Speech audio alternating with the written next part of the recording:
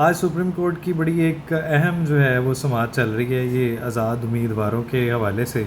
اچھا، ایک بڑی امپورٹنٹ چیز سامنے آئی، جناب عمران دار وکیل جو ہیں جو پی ٹی آئی کی طرف سے ہیں اور کچھ عمران دار ججز بھی آپ کو معلوم ہے بینچ پہ بیٹھے ہوئے ہیں۔ اچھا، ان کی کوشش یہ ہے جیسے کہ ان میں سے ایک عمران دار جج نے بولا کہ جناب سچ تو لوگ بولتے نہیں ہیں، سچ بڑا کڑوا ہوتا ہے، سچ بولنا پڑتا ہے، سچ بولتے نہیں ہیں لوگ۔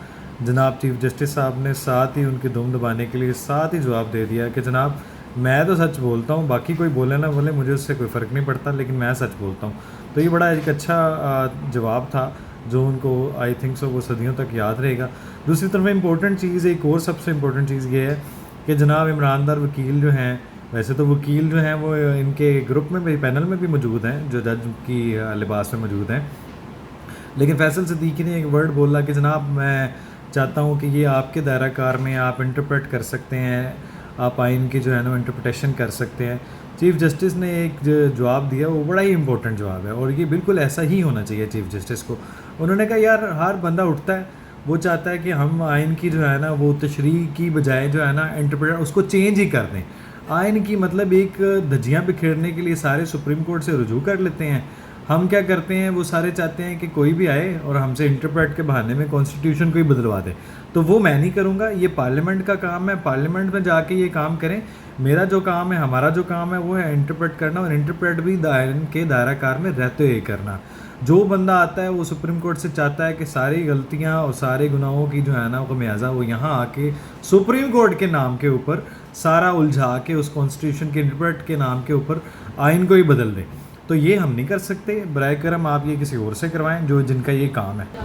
اور ایک اور سب سے اہم پیش رفت یہ ہوئی ہے جناب فیصل وابڈا صاحب، آپ کو معلوم ہے پاور کوریڈور کے کچھ امپورٹنٹ پہلوؤں میں سے ایک جو ہیں وہ ہیں، ان کا کہنا یہ ہے کہ جناب میرا خیال ہے کہ منقول کر دینا بہتر ہے کہ حافظ صاحب جو ہے نا وہ اس بات پہ قائل ہو چکے ہیں کہ جناب پی ٹی آئی کو جو ہے نا وہ بین کرنا چاہیے۔ آپ کو معلوم ہے کہ سیڈیشن کے معاملات ہوں، انتشار پھیلانے کے معاملات ہوں، 9 مئی ہو، ابھی 8 جون والا معاملہ جو انہوں نے میچ سے پہلے کرنا ہے را کی مدد سے، تو یہ اب اس چیز پہ بضد ہیں کہ ملک میں جو ہے نا وہ افراتفری پھیلی رہیں۔ اسی لیے ایسا ہر وہ شرپسند عناصر، چاہے وہ جماعت ہو چاہے وہ انڈیویجول ہو، اس کو بین کرنا لازم ہے۔ اس پہ صرف پابندی نہیں لگنی چاہیے بلکہ ان کے خلاف جو ہے نا بھرپور کارروائیاں ہونی چاہیے تاکہ آئندہ اس موضوع کو سوچتے ہوئے بھی لوگ تھر تھر کانپیں۔ تیسری چیز ہے جناب مودی میں اور نیازی شیخ مجیب میں بڑی ہی بہترین چیز جو ہے نا وہ ہے، کامن ہے، وہ یہ ہے کہ جناب ادھر کا کلٹ بھی یہی کہتا تھا، ادھر کے بھی کچھ جو ہیں وہ اس وقت کے صحافی، آپ کو معلوم ہے یہ 1971 کا جو کوٹ کرتے ہیں، تب بھی بہت سے صحافی ساتھ تھے۔ آج بھی وہی صحافی جو انڈیا میں بھی موجود ہیں اور کچھ پاکستان میں بھی موجود ہیں، جو صرف رات کو پیسوں کے نذرانے کو دیکھتے ہوئے، ڈالروں کو دیکھتے ہوئے اپنا سارا کچھ، اپنا قبلہ کعبہ بدل دیتے ہیں۔ تو اب جناب مودی 2/3 سے اکثریت سے آ رہا ہے، یہ مودی تو بڑھ گیا ہے 2/3 اکثریت سے، تو اوبویسلی وہ ہار رہا ہے، جیت تو نہیں رہا۔ تو یہی حال نیازی صاحب نے بھی یہی کیا تھا کہ کلٹ اتنا سخت تھا کہ 2/3 تو 2/3 جناب جو بڑھ چکی ہے۔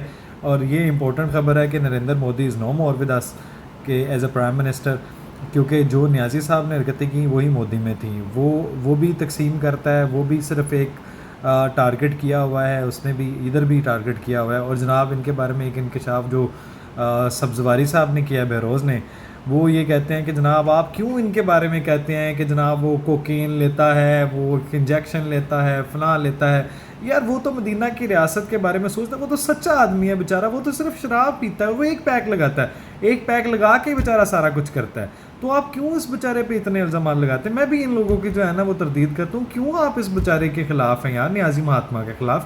اب وہ صرف شرابی ہے تو آپ شرابی مان لیں، کوکین کا آپ نے کیوں ڈالنا ہے؟ اگر آپ کہتے ہیں کہ وہ ہے تو چھوڑ دیں، آپ اس کو شرابی رہنے دیں۔ جب ایک بندہ سچا بندہ بیچارہ اس کی گواہی دے رہا ہے جو اس کے ساتھ پیتا تھا، تو ایسی میں مدینہ کی ریاست بننی تھی اور کیسے بننی تھی؟ Thank you.